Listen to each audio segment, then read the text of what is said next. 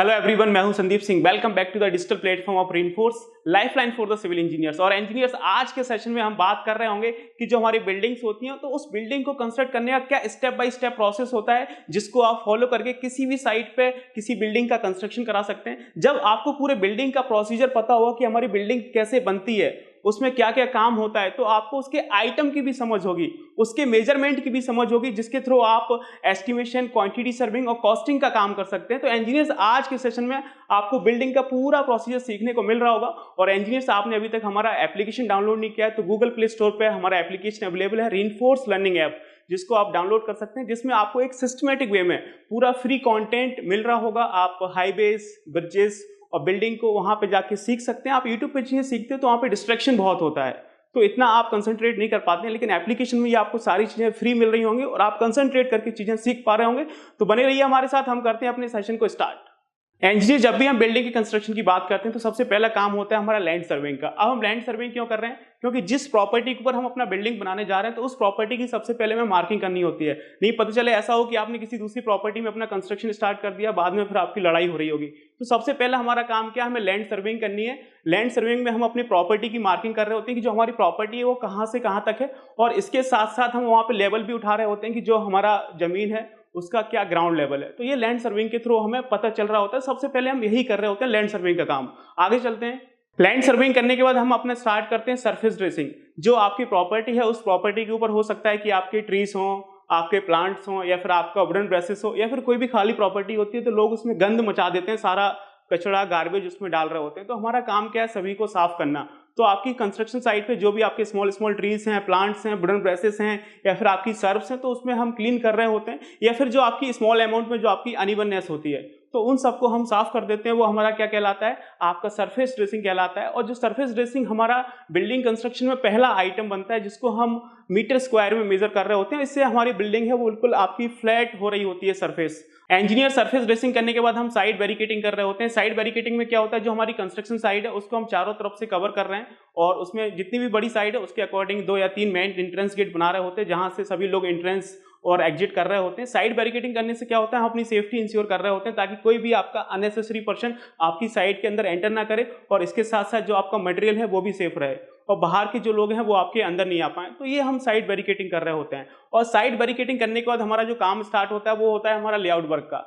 हमारी जो भी फाउंडेशन का लेआउट प्लान है, जब आप स्ट्रक्चर ड्राइंग्स को देखेंगे तो स्ट्रक्चर ड्राइंग्स में आपको फाउंडेशन का लेआउट प्लान दिया रहता है। तो उस फाउंडेशन लेआउट की हेल्प से हम लोग क्या करते हैं? अपनी कंस्ट्रक्शन साइट पे पूरा फुटिंग का सेंटर लाइन लेआउट करते हैं, जिसके थ्रू जो हमारी फुटिंग्स होती हैं, जो आपके कॉलम्स होते हैं, उसकी पोजीशन को हम मार्क कर रहे होते हैं। ये सारा प्रोसेस आपको लेआउट वर्क में देखने को मिलेगा। सेंटर लाइन लेआउट होने के बाद हम लोग अपने एक्सकवेशन का काम स्टार्ट करते हैं। हम लोग अर्थवर्क एक्सकवेशन कर रहे होते हैं। तो आप यहाँ पे देखेंगे कि जो भी फुटिंग्स हैं, सभी फुटिंग्स का हम लोग मैकेनिकली या फिर मैनुअली आपका एक्सकवेशन कर रहे होते हैं। और ये जो आपका एक्सकवेशन है, इसको हम एक्सकवेशन ओवर एरिया बोलते हैं, एज पर आपका जो आइटम बनता है। और इसकी जो आइटम बनती है वो आपकी मीटर क्यूब में बन रही होती है कि हमने अपनी साइड से कितना अर्थवर्क एक्सकवेट किया है। तो इसका जो आइटम बनता है मीटर क्यूब बनता है। जितनी भी फुटिंग्स हैं, सभी फुटिंग्स का हम ये प्रॉपर तरह से एक्सकवेशन कर लेंगे, और उसके बाद फिर हम आगे प्रोसीड करेंगे। और एक्सकवेशन करने के बाद हम लोग क्या करते हैं? आपका एंटी टर्माइट का ट्रीटमेंट कर रहे होते हैं, जिसको आप एटीटी बोलते हैं। जब भी हम किसी सरफेस को एक्सकवेशन करते हैं तो कभी कभी आपने देखा होगा उससे आपके इंसेक्ट्स, कीड़े मकोड़े बाहर आने लगते हैं, या फिर उसमें दीमक आपकी बाहर आने लगती है। तो हमको पूरा एक एटीटी का ट्रीटमेंट करना होता है। जो भी हमारी फाउंडेशन है उसकी जो सरफेस होती है, उसका जो पूरा बॉटम सरफेस है, या फिर जो उसकी साइड्स हैं, तो वहाँ पे हमें पूरा एंटी टर्माइट का ट्रीटमेंट करना पड़ता है। जैसे कि आप यहाँ पे देख सकते हैं, जो हमारा फुटिंग है उसका जो बॉटम वाला सरफेस है और जो उसकी साइड सरफेस है, उसका प्रॉपर हम एटीटी ट्रीटमेंट कर रहे होते हैं। अब जो एंटी टर्माइट ट्रीटमेंट होता है उसमें हम क्या करते हैं? हमारे पास केमिकल्स होते हैं। आपका क्लोरोपाइरीफोरस होता है, या फिर आपका एमाइड होता है, जिसको हम 1:19 के रेशियो में मिक्स करके पानी के साथ हम यहाँ पे स्प्रे कर रहे होते हैं, ताकि जितने भी आपके टर्माइट्स होते हैं सारे टर्माइट्स आपके किल हो जाते हैं। और इस तरह से आप देखें किस तरह से जो हमारा फाउंडेशन का जो पिट होता है उसमें हम आपका एंटी टर्माइट का स्प्रे कर रहे होते हैं। और उसके करने से आपका होता क्या है? सारे टर्माइट्स किल होते हैं। उसके बाद हम अपनी साइट को 24 आवर्स के लिए छोड़ देते हैं। तो ये प्रोसेस आपका कंप्लीट हो रहा होता है। और उसके बाद हम लोग क्या करते हैं? आपका पॉलीथीन शीट लेंग कराते हैं। आप पॉलीथीन शीट क्यों लेंग करा रहे हैं? क्योंकि एक्सकवेशन करने के बाद हम पीसीसी करने जा रहे थे, और जो हमारा पीसीसी होता है उसको हम डायरेक्टली सॉइल के ऊपर कास्ट नहीं कर सकते हैं। यदि आप डायरेक्टली सॉइल के ऊपर पीसीसी कास्ट कर रहे हैं तो जो पीसीसी का जो मॉइस्चर कंटेंट है वो हमारा सॉइल एब्जॉर्ब कर लेगा। जब पीसीसी का मॉइस्चर कंटेंट कम हो जाएगा तो उसकी वर्केबिलिटी भी कम हो जाएगी और उसमें आपके क्रैक्स डेवलप हो रहे होंगे। हम डायरेक्टली पीसीसी को सॉइल के ऊपर रेस्ट नहीं करा सकते, तो हम लोग क्या करते हैं, एक पॉलीथीन सीट आपकी लेइंग करा रहे होते हैं। तो आपका एक पीवीसी का सीट आता है जिसको हम इस तरह से लेइंग करा सकते हैं, आप देख सकते हैं, और जिससे हमारा जो कंक्रीट है वो डायरेक्टली सॉइल के कांटेक्ट में नहीं आता है, और इसके बाद फिर हमारा पीसीसी का प्रोसेस हो रहा होता है। तो यहाँ पे देख सकते हैं किस तरह से हमने ये प्रॉपर पॉलीथीन सीट बिछाया हुआ है, उसके बाद ही हमारा ये पीसीसी का प्रोसेस हो रहा है। तो ये हमने यहाँ पे पॉलीथीन सीट डाला हुआ है। कभी कभी क्या होता है, जब आपने एक्सकवेशन किया है तो उसके बाद जो आपकी सॉइल होती है मडी सॉइल होती है, कहीं पे थोड़ा सा कीचड़ होता है, पानी भी निकल रहा होता है, आपने देखा होगा थोड़ा सा मडी सॉइल है, थोड़ा सा दलदल टाइप का है, कीचड़ टाइप का, तो हम वहाँ पे फुटिंग कास्ट नहीं कर सकते, हम वहाँ पे डायरेक्टली पीसीसी कास्ट नहीं कर सकते हैं। तो हम उसमें क्या कर रहे होते हैं, आपका स्टोन सॉलिंग कर रहे होते हैं। यदि आपका स्टोन अवेलेबल है तो आप देखेंगे हम इस तरह से आपका प्रॉपर स्टोन सॉलिंग कर सकते हैं। आपके स्टोन के फ्रेगमेंट आते हैं, उनको डाल के प्रॉपर कॉम्पैक्ट कर रहे होते हैं। कि स्टोन अवेलेबल नहीं है तो जो हमारे पास ब्रिक्स अवेलेबल हैं, तो आप देखेंगे कि यहाँ पे हम लोग क्या कर रहे हैं, जो भी ब्रिक्स अवेलेबल हैं, तो जो आपकी ब्रोकन ब्रिक है उसको यहाँ पे डाल के प्रॉपर तरह से कॉम्पैक्ट करते हैं, और यहाँ पे क्या करते हैं, आपकी जो सैंड है उसकी पूरी फिलिंग कर रहे होते हैं। आपकी सैंड की फिलिंग हो जाती है, तो इस तरह से जहाँ पे बहुत ज़्यादा पानी है या फिर थोड़ा सा मडी सॉइल है या फिर कीचड़ टाइप का है, तो उस तरह से हम लोग पीसीसी के पहले ये पूरा प्रोसेस कर रहे होते हैं, ताकि जो सरफेस है थोड़ी सी हार्ड हो जाए, वो पीसीसी को होल्ड कर सके। तो ये सारा हमारा प्रोसेस हो रहा होता है, जिसमें हम ब्रिक सॉलिंग, अगर ब्रिक्स अवेलेबल हैं, अगर स्टोन अवेलेबल है तो हम स्टोन सॉलिंग कर सकते हैं। और इसके बाद फिर हमारा प्लेन सीमेंट कंक्रीट का काम हो रहा होता है। ये हमारा पहला कंक्रीट वर्क है जो कि हम अपना स्टोन सॉलिंग या फिर आपका ब्रिक सॉलिंग के ऊपर लेइंग करा रहे हैं। यहाँ पे हम प्लेन सीमेंट कंक्रीट कर रहे हैं, और जो आपका प्लेन सीमेंट कंक्रीट होता है वो आपका 100 mm थिकनेस का होता है। 4 इंची हम लोग पीसीसी डाल रहे होते हैं, और जो इसकी ग्रेड है वो आपका एज पर डिजाइन M5 से लेके M15 तक वेरी कर रही होती है। तो इसमें हम ये पूरा प्लेन सीमेंट कंक्रीट कर रहे हैं। और प्लेन सीमेंट क्यों कर रहे हैं, फुटिंग को कास्ट करने के लिए। जो आप आरसीसी कर रहे हैं फुटिंग के लिए, उसको कास्ट करने के लिए हमें एक हार्ड सरफेस चाहिए होता है, तो फुटिंग हमारा सही से रेस्ट करता है, तो वही एक हम पीसीसी डाल रहे हैं। और उसके बाद हम क्या करते हैं, आप देखेंगे फुटिंग का मैश लगा रहे हैं। जो हमारा फुटिंग हम कास्ट करने वाले हैं उसकी हम मैश लगा रहे हैं। मैश में 2 तरह की मैश होती है, एक आपका सिंगल मैश होता है जो कि आपको स्मॉल प्रोजेक्ट्स में देखने को मिलेगा, और एक आपका डबल मैश होता है। तो पीसीसी कास्ट करने के बाद हम लोग इस तरह से आपका जो स्टील रीइंफोर्समेंट है उसकी हम लोग साइड पे फिक्सिंग कर रहे हैं। तो यहाँ पे देख सकते हैं किस तरह से ये हमने मैश बना के रखे हुए हैं, और यही मैश आपका सिंगल मैश है जिसको हम लोग फाउंडेशन में यूज करेंगे। तो ये हमारा काम होता है पीसीसी के बाद स्टील रीइंफोर्समेंट को साइड पे फिक्स करना। और रीइंफोर्समेंट फिक्स करने के बाद हम लोग फॉर्म वर्क का काम स्टार्ट करते हैं। कंक्रीट को मोल्ड करने के लिए हमें एक टेम्परेरी स्ट्रक्चर की जरूरत पड़ती है जिसको हम बोलते हैं फॉर्म वर्क। और फॉर्म वर्क में हमारा शटरिंग होता है जिसको हम यहाँ पे यूज कर रहे होते हैं, क्योंकि हमें कंक्रीट कास्ट करनी है तो चारों तरफ से हमें फॉर्म वर्क लगाना पड़ेगा। फॉर्म वर्क आप चाहें तो प्लाईवुड का भी लगा सकते हैं, यदि आपके पास प्लाईवुड का फॉर्म वर्क अवेलेबल है तो वो आप लगा सकते हैं। अदरवाइज आप ये देख सकते हैं आपका माइल्ड स्टील का फॉर्म वर्क है तो आप माइल्ड स्टील का भी ये फॉर्म वर्क लगा सकते हैं। आपकी स्टील की प्लेट्स आती है उसको आप चारों तरफ लगा के नेट बोल्ट कर सकते हैं, तो जो आपके पास अवेलेबल है वो आप यूज कर सकते हैं। और फॉर्म वर्क लगाने के बाद हमारा कॉन्क्रीटिंग का काम हो रहा होता है। हम कॉन्क्रीटिंग को पोर कर रहे होते हैं। जो हमने पूरा मैश बनाया उसके बाद हमने शटरिंग लगाई, शटरिंग लगाने के बाद देखेंगे किस तरह से हम लोग अपना जो कंक्रीट है उसको हम पोर कर रहे हैं। कंक्रीट आप साइड पे बना सकते हैं या फिर आपकी जो बैचिंग प्लांट्स हैं वहाँ से कंक्रीट आ रही होती है, तो जो भी कंक्रीट है हमारे पास उस कंक्रीट को हम इस तरह से, जो हमारी फुटिंग्स हैं उस फुटिंग्स में हम इस तरह से, आप देखेंगे कि किस तरह से यहाँ पे हम लोग कंक्रीट पोर कर रहे हैं। तो ये हमारा नेक्स्ट प्रोसेस होता है। और कंक्रीट पोर होने के बाद आप देखेंगे कि हम लोग क्या करते हैं, जब आपकी ये कंक्रीट पोर हो जाती है तो उसके बाद क्या होता है, कंक्रीट पोर करने के बाद जो हमारा फॉर्म वर्क है उसको हम रिमूव कर देते हैं। ये आपका वर्टिकल फॉर्म वर्क है जिसको हम शटरिंग बोल रहे हैं। और जो हमारी शटरिंग है उसको हम आफ्टर 1 डे मींस आप 24 आवर्स के बाद आप फॉर्म वर्क को इजीली रिमूव कर सकते हैं। तो ये देखेंगे हमने यहाँ पे फॉर्म वर्क रिमूव कर दिया है। और फॉर्म वर्क रिमूव होने के बाद आपकी जो फुटिंग है वो आपको कुछ इस तरह से दिखाई दे रही होती है। क्लियर? तो ये हमारा पूरा फुटिंग कास्ट हो गया है और हमने इसका फॉर्म वर्क भी निकाल दिया है। उसके बाद ये आपकी जो भी फुटिंग्स हैं वो आपको इस तरह से दिखाई देंगी। अब इसके बाद हम लोग क्या कर रहे हैं, इसके बाद हमारा नेक कॉलम बनना स्टार्ट होता है। अब नेक कॉलम क्या होता है, जो हमारा ग्राउंड लेवल है उस ग्राउंड लेवल के नीचे जो हमारा कॉलम बनता है उसको हम क्या बोलते हैं, नेक कॉलम बोलते हैं। तो हमें नेक कॉलम बनाना है तो नेक कॉलम की सबसे पहले हमें फॉर्म वर्क लगानी पड़ेगी। और इसकी जो स्टील रीइंफोर्समेंट है वो तो फुटिंग में नीचे से आ रही होती है, तो हमें क्या करना होता है, सिर्फ फॉर्म वर्क लगाना होता है। वुडन का फॉर्म वर्क है तो वो आप लगा लीजिए, अदरवाइज आप इस तरह से स्टील का फॉर्म वर्क भी लगा सकते हैं। तो जो आपका नेक कॉलम है उसमें हमने क्या किया हुआ है, आपका शटरिंग लगाया हुआ है।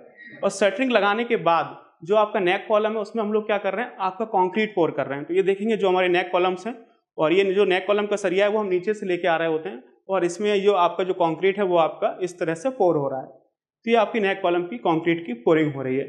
और ये जब आपका नेक कॉलम का कंक्रीट पोर हो जाएगा तो ये भी आपका वर्टिकल फॉर्मवर्क है, इसको भी आप बहुत इजीली एक दिन के बाद निकाल सकते हैं। तो इसके एक दिन बाद हमारा जो नेक कॉलम है उसका फॉर्मवर्क हम रिमूव कर रहे होंगे, और फॉर्मवर्क रिमूव करने के बाद चीज़ें आप देखेंगे आपको इस तरह से दिखाई देंगी।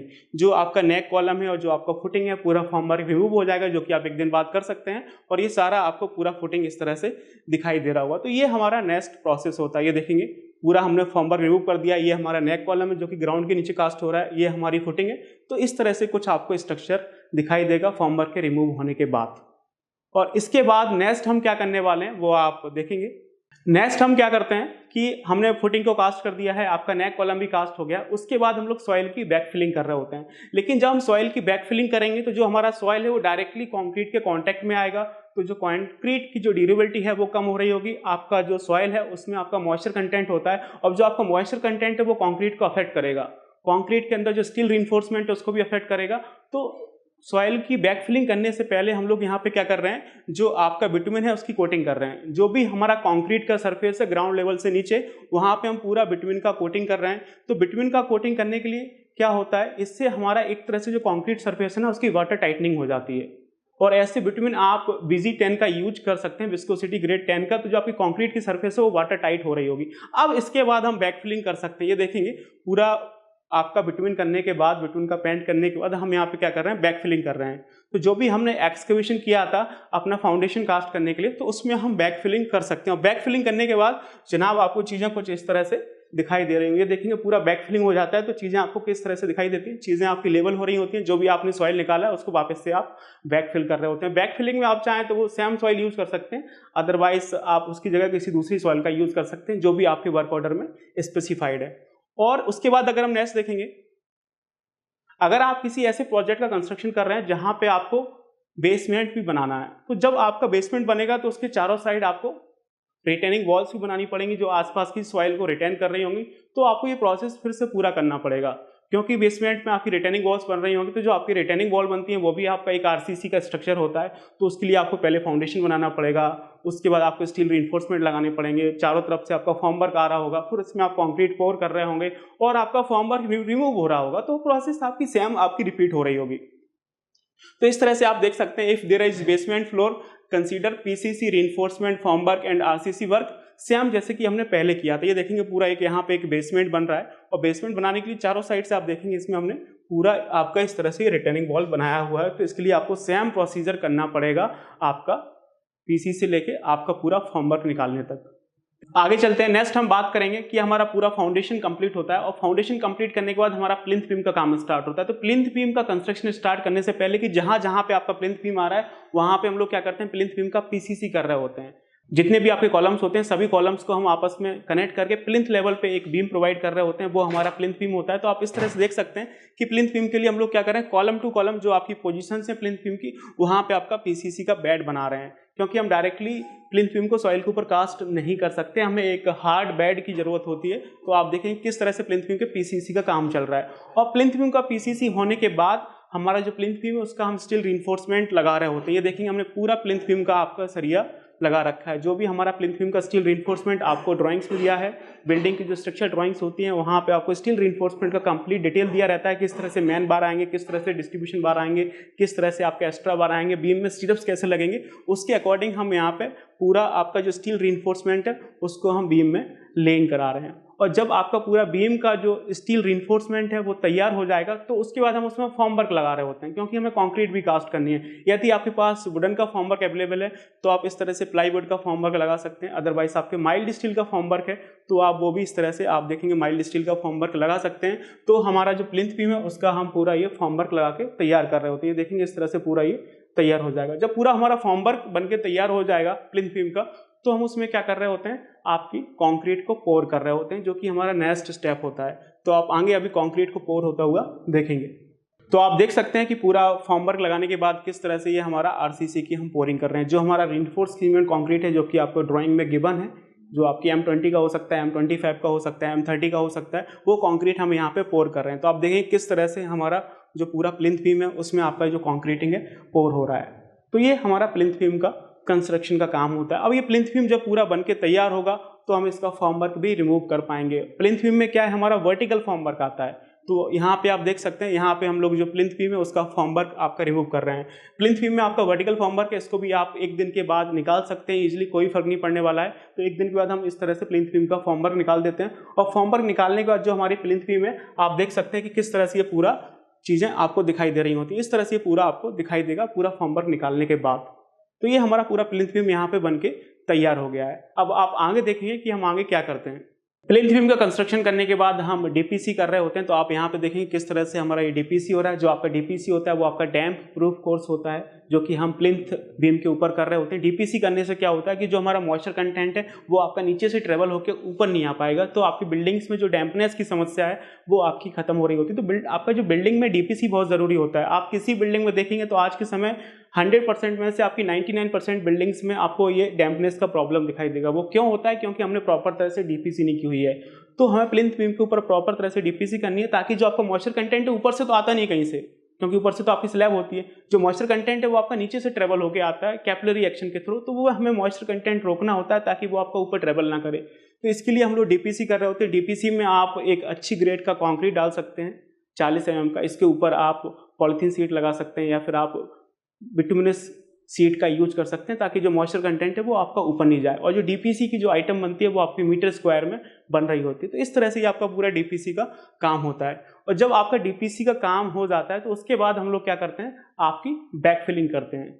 बैक फिलिंग में क्या होता है, जो आपका प्लिंथ का फिलिंग हो रहा होता है, प्लिंथ बीम के बीच में जो आपकी स्पेस बची हुई है वहाँ पे आपका पूरा प्लिंथ फिलिंग का काम हो रहा होता है।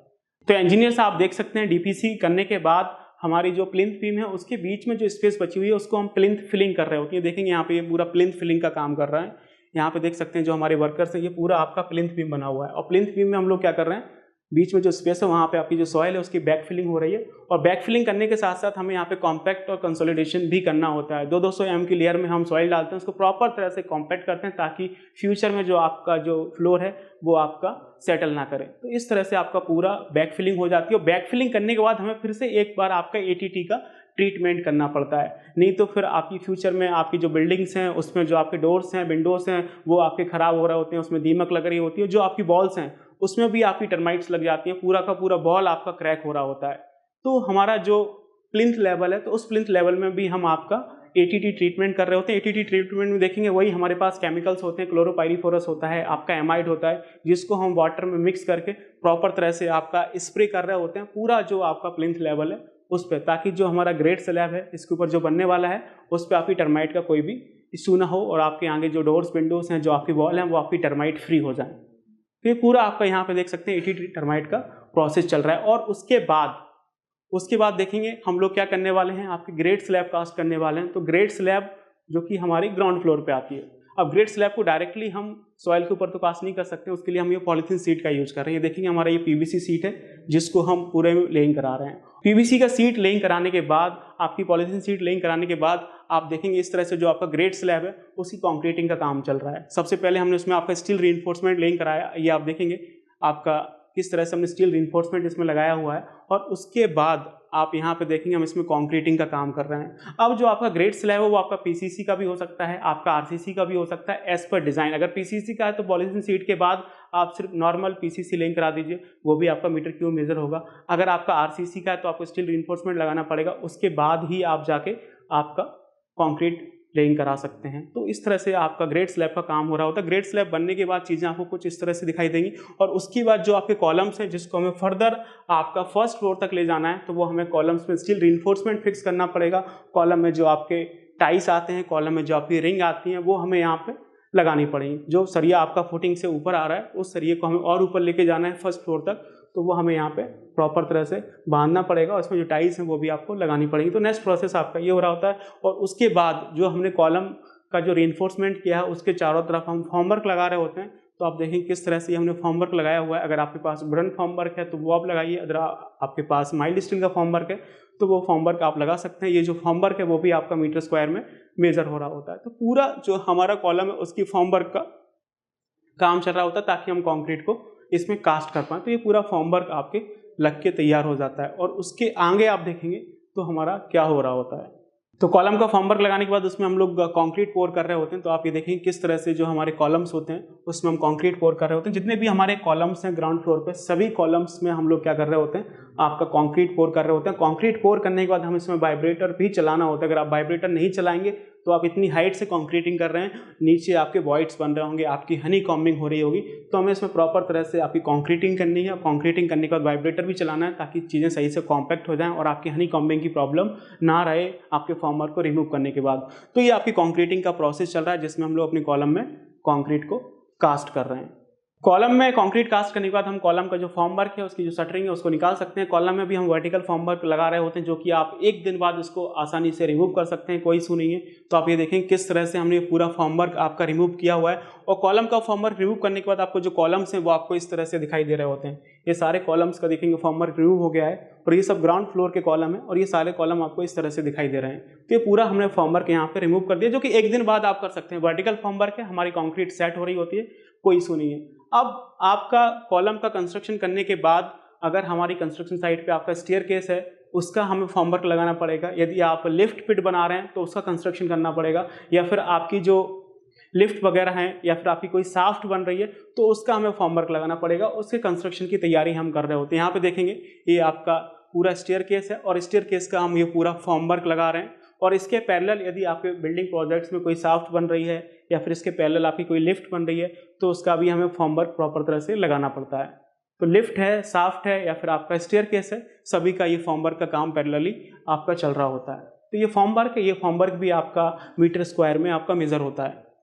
और जब हमारा ये फॉर्मवर्क लगता है तो उसके बाद हम लोग क्या करते हैं, इसमें स्टील रीइंफोर्समेंट का काम करते हैं।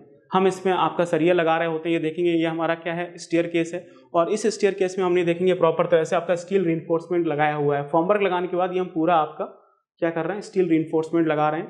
तो इस तरह से जो आपका स्टेयरकेस है उसमें हमारा क्या लगता है, आपका स्टील रीइंफोर्समेंट लग रहा होता है। और जो आपकी साफ्ट वगैरह हैं या फिर आपका लिफ्ट का पिट है उसमें भी हम लोग क्या कर रहे होते हैं, अपना स्टील रीइंफोर्समेंट फिक्स कर रहे होते हैं। और ये पूरा जब स्टील रीइंफोर्समेंट आपका फिक्स हो जाता है उसके बाद हमारा कंक्रीटिंग का प्रोसेस होता है, जो कि आपको अभी देखने को मिलेगा कि किस तरह से हमारी कंक्रीटिंग हो रही होती है।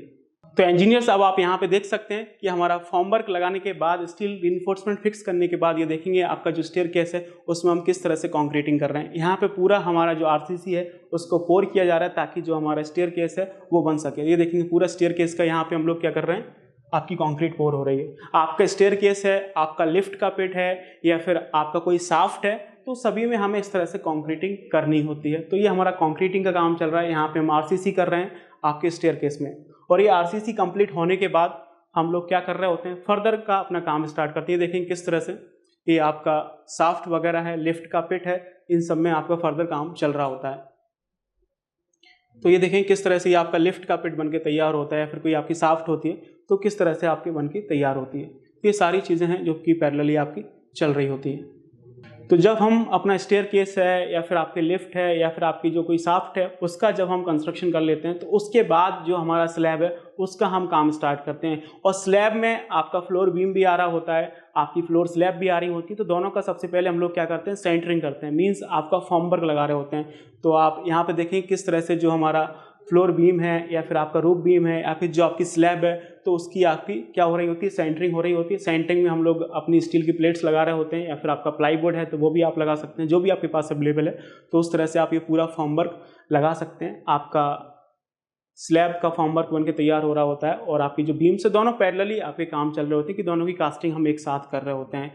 तो आपका फॉर्मवर्क लगाने के बाद आप देखेंगे किस तरह से जो बीम वाला पोजीशन है वहाँ पे हम लोग आपके स्टील रीइंफोर्समेंट को फिक्स कर रहे हैं। तो देखेंगे बीम टू बीम हमने ये सारा स्टील रीइंफोर्समेंट यहाँ पे फिक्स किया हुआ है, आप ये देख सकते हैं। और उसके बाद आपको स्लैब का रीइंफोर्समेंट भी इसमें दिखाई दे जाएगा। पहले हम बीम का रीइंफोर्समेंट लेइंग कराते हैं बीम की पोजीशन में, उसके बाद जो हमारा स्लैब है उसका हम रीइंफोर्समेंट लेइंग करा रहे होते हैं। और जो रीइंफोर्समेंट है उसकी जो आइटम है वो आपकी केजी में, क्विंटल में या फिर आप मीट्रिक टन में बना सकते हैं।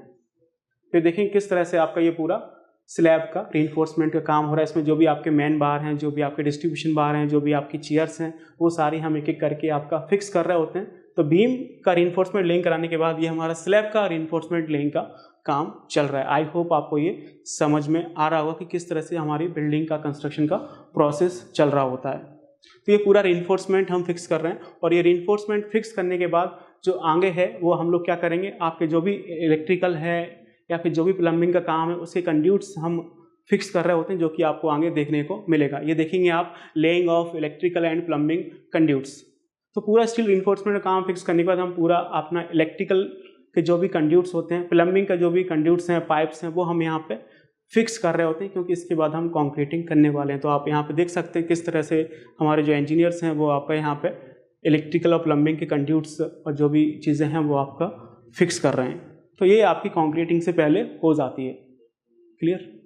तो इंजीनियर्स आप देख सकते हैं इलेक्ट्रिकल प्लम्बिंग के जो भी कंड्यूट्स हैं, पाइप हैं, उसको फिक्स करने के बाद हम ये कंक्रीटिंग कर रहे होते हैं। तो जो हमारा स्लैब है और जो आपकी बीम है, दोनों में आपका साइमल्टेनियसली आपकी कंक्रीटिंग हो रही होती है। ये कंक्रीट है आपका M20 M25 ग्रेड का हो सकता है, जो कि आपको ड्राइंग में गिवन रहेगा, और उसके अकॉर्डिंग यहाँ पे आपको ये कंक्रीटिंग करानी है। क्लियर? तो ये देखेंगे किस तरह से यहाँ पे ये कंक्रीटिंग हो रही है।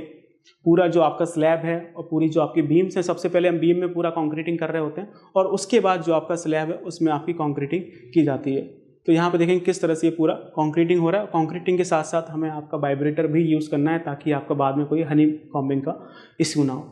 तो इस तरह से देख सकते हैं कि जो हमारे लेबर्स हैं वो किस तरह से, आप देखेंगे बीम के अंदर कंक्रीट पोर कर रहे हैं। नॉर्मली कंक्रीट डाला हुआ है, उसके बाद कंक्रीट आपकी अच्छे से पोर कर देते हैं। जब पूरा कंक्रीट पोर हो जाता है तो आप देखेंगे कुछ आपका जो स्ट्रक्चर है वो आपको इस तरह से दिखाई दे रहा होता है। आप देखेंगे पूरा हमने स्लैब का कंक्रीट कास्ट कर दिया है, और कंक्रीट कास्ट करने के बाद ये आपको पूरा स्लैब कुछ इस तरह से आपको दिखाई दे रहा होगा। बीच बीच में आप कुछ यहाँ पे डिप्रेशन देख रहे हैं। जो डिप्रेशन देख रहे हैं वो आपका संकन स्लैब है, जो कि आपकी टॉयलेट्स और बाथरूम में हम यूज़ कर रहे होते हैं। उसका जो थोड़ा सा लेवल है डाउन कर देते हैं, ताकि आपकी जो सैनिटेशन के पाइप है उसको हम प्रॉपर तरह से आपका लेइंग करा सकें। तो ये डिप्रेस वाला जो पोर्शन है वो आपका संकन स्लैब है, बाकी जो आप स्लैब देख रहे हैं वो आपकी नॉर्मल स्लैब है।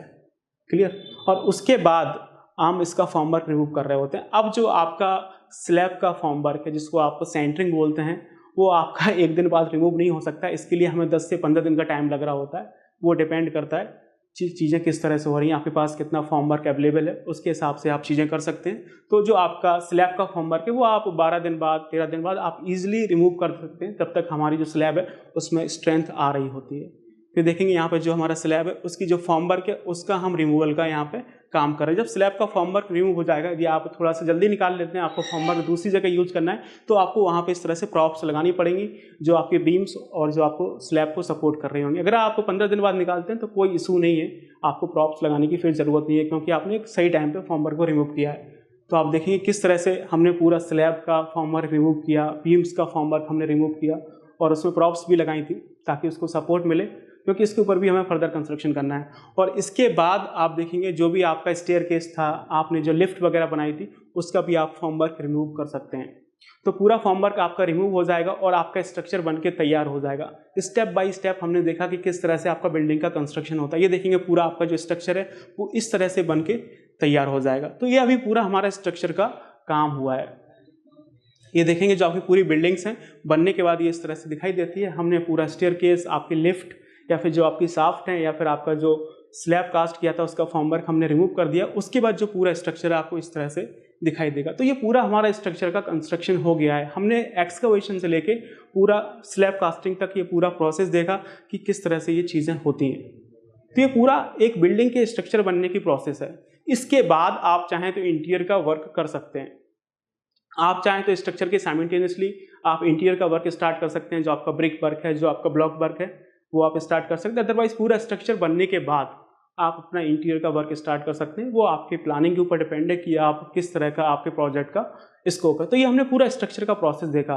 यदि आप इंटीरियर का भी प्रोसेस देखना चाहते हैं कि उसका हम कंस्ट्रक्शन कैसे करते हैं, तो आप मुझे कमेंट सेक्शन बताइए, तो हम आपके लिए इंटीरियर का भी प्रोसेस ला रहे होंगे कि किस तरह से कंस्ट्रक्शन होता है। तो आई होप आपको ये वीडियो अच्छा लगा हो कि हम बिल्डिंग का कंस्ट्रक्शन कैसे करते हैं स्टेप बाय स्टेप, उसमें कौन से आइटम बनते हैं। तो इसका आपको एक विजुअलाइजेशन हो गया होगा।